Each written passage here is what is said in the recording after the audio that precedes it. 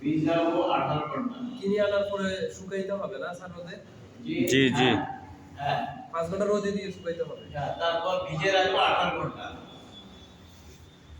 এখন ভিজানোর পরে জাগ দেওয়া।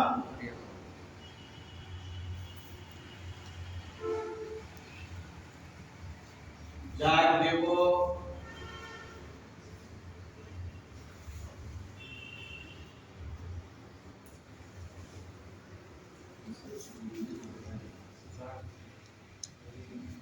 এই বীজ জাগ দেওয়া। বীজ কেন জাগ দেব? সেক্টর আমরা এখন আর জাগ দেওয়ার আগে আমরা বীজাণু থেকে তারপর উঠে যদি আমরা বীজটাকে শোধন করে নিই তাহলে তো গাছ যখন বীজ থেকে যখন গাছ উঠবে তখন তো পোকামাকড় আক্রমণ কম থাকে। আচ্ছা আমি শেয়ার করি, ঠিক আছে? পোকামাকড়ের আক্রমণ থেকে দূর করার জন্য আমাদের আরেকটা পদ্ধতি ফলো করতে হবে।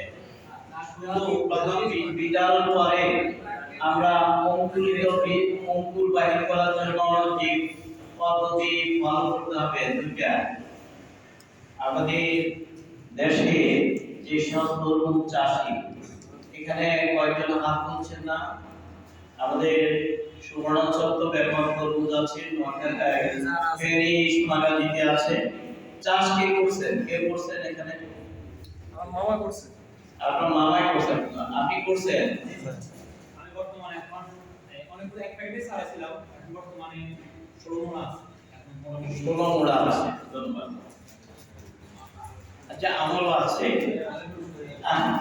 আমারও আছে প্রায় 50 মাথায় করছিলেন। আর আপনার সকলের জন্য একটা গুরুত্বপূর্ণ বিষয় খেয়াল করি। আমরা যে কোনো বীজের চামড়া যত বেশি শক্ত, এই বীজটাকে ভিজাতে হবে বেশি কম। চামড়া যেমন সিসিকা, লাউ, করলা এগুলো চামড়া শক্ত। আর তরমুজের উপরের খোসাও অনেক শক্ত। স্যার একেবারে শক্ত। স্যার ভুট্টা কতক্ষণ ভিজাবো? এখন এটা ভিজাতে হবে 18 থেকে 24 ঘন্টা। এখন ভিজানোর সময় দুই পদ্ধতি। অটোস্টিন নামক একটা ছত্রাকনাশক দিয়ে যদি ভিজান ভালো। যদি অটোস্টিন প্রথম না দিই, অটোস্টিন 1 গ্রাম, 1 লিটার পানিতে 1 গ্রাম ওষুধ দিলেন, ছোট সামান্য 1 চিমটি, এই 2 আঙ্গুলের 1 চিমটি দিলেন, এটা দাম পড়বে 1 টাকা। 1 টাকার ওষুধ দিলাম, উপকার হবে কি? আমার বীজগুলো শোধন হয়ে যাচ্ছে, পোকা এবং রোগ মুক্ত, জীবাণু মুক্ত হয়ে গেল। এদিকে পানি থেকে উঠানোর পরে বীজগুলোকে আবার একটু ধুইয়া গায়ের পানিগুলো টিস্যু পেপার দিয়ে মোড়াইয়া এটা সুতার কাপড়ের মধ্যে একটা, দুইটা, তিনটা ফলের দিয়া পেঁচাইয়া একটা পুটলি বানালাম। আমার সূর্যের 10 গ্রাম বীজের দাম 450 থেকে 500 টাকা যাবে। 10 গ্রাম বীজের মধ্যে বীজের পরিমাণ হবে 150 থেকে 300 পিস। তাহলে এটা অনেক দাম। এই জন্য এই বীজটাকে ভিজানোর পরে আমরা এই পোটলা বাঁধলাম।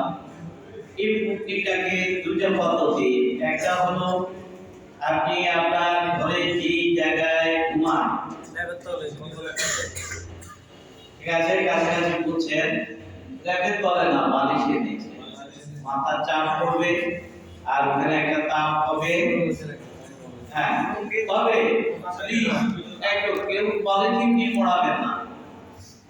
পলিথিন দিয়ে মোড়ালে সেখানে বীজ বাষ্প হয়ে যাবে এবং ধুপায়ে যাবে, বিষাক্ত হয়ে যাবে। এই জন্য সুতার কাপড় দিয়ে পেঁচাইয়া অথবা সুতার ব্যাগ দিয়ে পেঁচাইয়া এটাকে বালিশের নিচে, তোষকের উপরে, একেবারে নিচে আমার বাতাস লাগে এমন দুইটার মাঝখানে স্তরে দিয়া রাখবেন। আর যদি না পারেন, ভালো কৃষক হন, রোগী পরে নদীর খাঁজের মধ্যে আপনি এইভাবে খাঁজের মধ্যে রাখবেন, শরীরের তাপে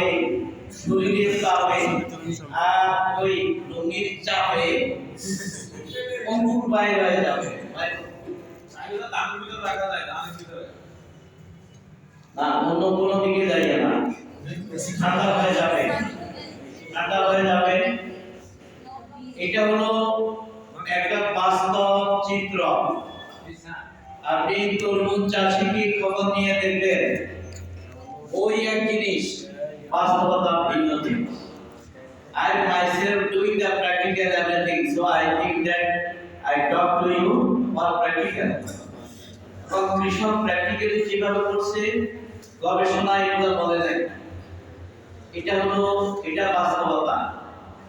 আচ্ছা, আপনি হাড়ের মধ্যে রাখলেন শরীরের তাপে আর রোগীর চাপে, বর্ষার তাপে, এটা কেরলা আসে যাবে।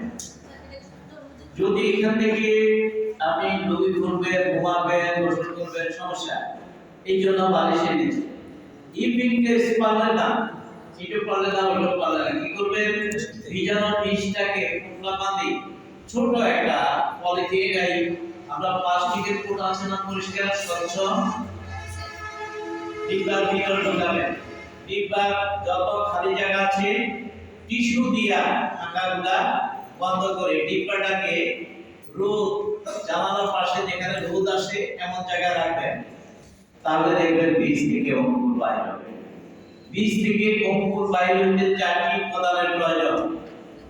আলো, বলে দেখুন, আলো, বাতাস, পানি, পানি, পানি, আর তাপ। তাপ, তাপও লাগবে, চাপও লাগবে, আলো লাগবে, পানি হলো, পানি তো লাগাইছে নাকি? তাহলে যে কোনো বীজের গায়ে যদি আমি 4টা উপকরণ সমন্বয় করি, তখন বীজ থেকে কি হবে? অঙ্কুর বাইর হবে।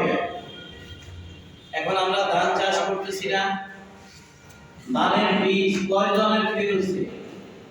ধানের বীজের ক্যাটালগতে কয়জন ফেল করছেন? সবাই আসছে না? ধান চাষ করেনি সবাই কি ধানের অঙ্কুর বাইর দিতে পারে? এই শীতে অনেকে পারে নাই। যে পরিবারে এটা নিয়ে অনেক দ্বন্দ্ব হয়, মাকে দোষারোপ করা হয়, মা বীজ রাখতে পারে না।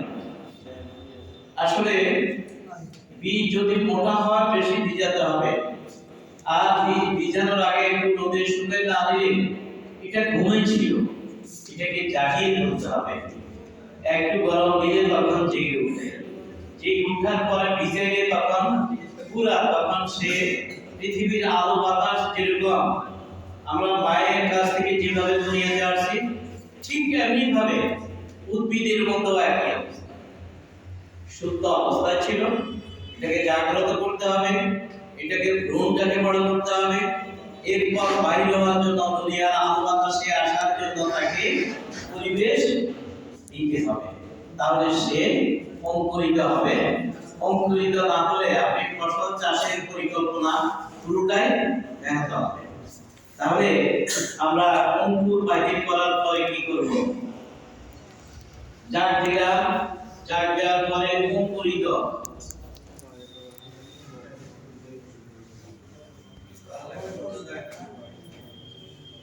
অঙ্কুরিত করা নাকি?